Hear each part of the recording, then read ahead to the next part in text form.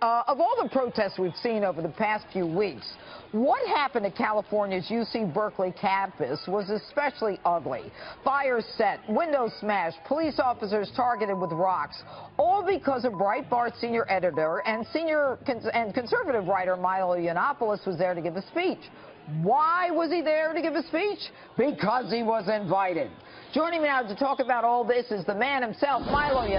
Good evening. Thank you so much for having me. It's great to have you here. I have to tell you, you are quite a draw these days, I must tell you. I seem to be very popular. I'm very flattered. Well, you know what's amazing to me? The irony here is compelling. Berkeley is almost the birthplace of free speech. Home of the free speech movement. That's Absolutely. right, from the 60s. I remember it. You don't, I'm sure. I'm sorry to say I don't. But it is amazing. To. Okay, so tell my audience what you experienced the other night after being invited to give a speech. Now, let's make one thing clear. You are conservative. You're an openly gay conservative. Yeah. You know, politically incorrect pundit. So they say. I tell jokes that upset the left, you know, about some of their special favored victim groups. But I'm very popular on campus because I talk about free speech and free expression and something that is really under threat on American college campuses, which is the First Amendment.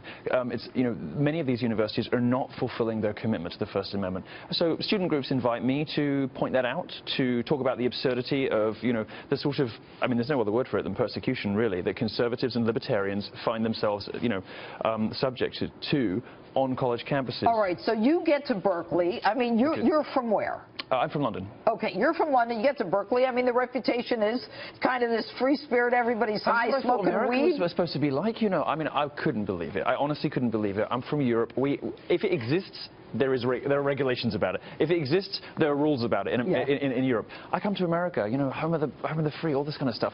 Yeah. And I've never experienced anything quite like so you're in the building. What is the first thing that you're told when you realize that there's a problem? Well, there's noise coming from outside. So people are hurling things at the police, hurling things at the building, you know, Roman candles, rocks, all kinds of other things, fireworks. They're setting light to things. A tree is on fire. I'm evacuated to the 5th floor, and then they realize they've got to get me out of the building. There's a point at which I'm thinking they might storm the building, and the police don't seem to be doing anything. I have a small detail of like 4 Navy SEALs around me. They're not going to be able to hold off 150 of these organized, paid leftist agitators. Well, why do you say the police don't seem to be doing anything? Well, you know, I've probably visited more college campuses than anybody else in America over the last year and a half. How many do you think?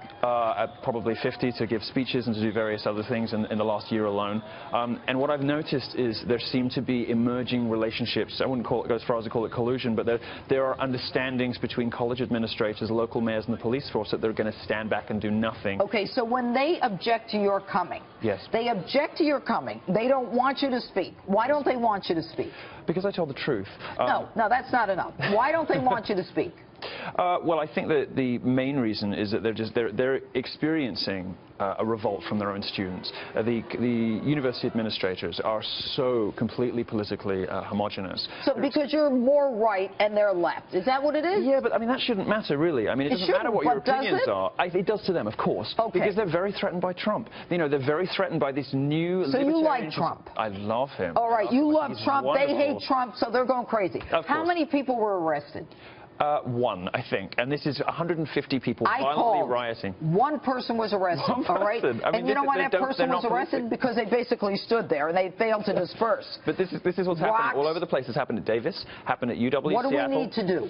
Donald Trump needs to do what he's been doing so far very well, which is put his money where his mouth is and do what he says he's going to do. He needs to start withdrawing federal funding from colleges that refuse to honor their First Amendment commitments. He needs to start with UC Davis, UW Seattle, and UC Berkeley. He already indicated he's going to do that. Do you realize that we give them $357 million? 370, taxpayers. All right, Berkeley whatever gives it them is. 370, and you know the thing about Berkeley is all of this goes into liberal arts colleges, liberal arts studies that don't produce real jobs. All right, you got a book coming out, but I got to go. What's the name of your book? Dangerous. It's #1 on Amazon right now. It's going to be one of the books of 2017. Dangerous. Milo Yiannopoulos, good to have you on Justice. You so much. Thank you.